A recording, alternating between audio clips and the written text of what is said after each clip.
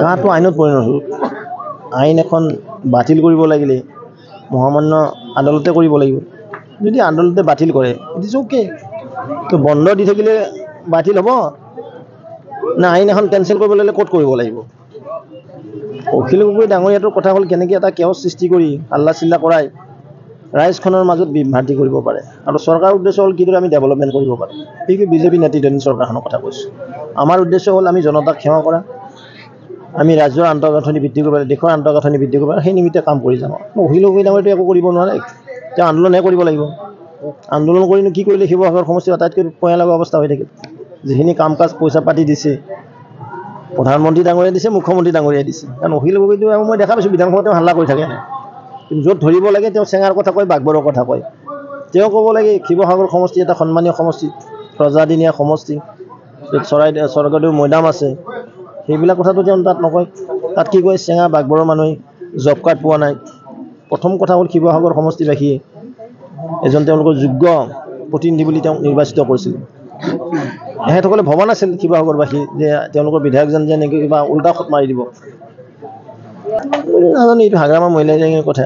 BPF দলৰ তেওঁ সভাপতি, তেখেতে জানিব তেখেতে কাৰ লগত থাকে। যদি বিজেপিৰ ওচৰত চাবিব এইটো আমাৰ লগতে UPPL আছে না। তপন গগৈ ইতিমধ্যে প্ৰাৰ্থিত্ব পাইছে।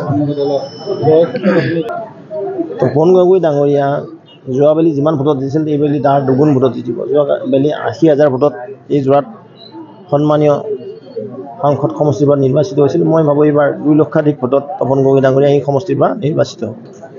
তপন গগৈ ভাৰ্চেছ আদাৰ্ছ, তপন গগৈ আদাৰ্ছটো আমি দেখাই নাই দেখোন।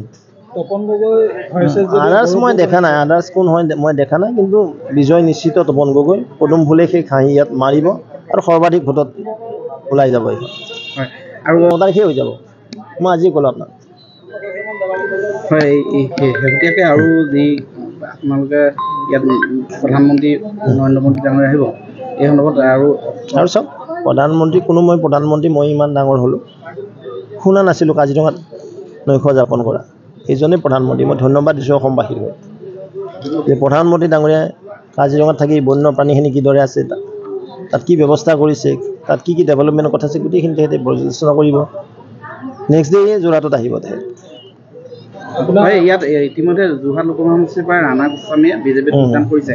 আৰু আপোনালোকৰ ইয়াতে জইন কৰিছে, আমাৰ অংকিতা বাইদেউ কৰিলে, ৰাণা দাই কৰিলে, আৰু যাব নেকি কংগ্ৰেছৰ পৰা? আৰু আহিব পাৰে। তেওঁলোকে দেখিছে যে বিজেপি কেন, বুজি পাইছেনে? বিজেপিহে পাৰিব উন্নয়ন কৰিব।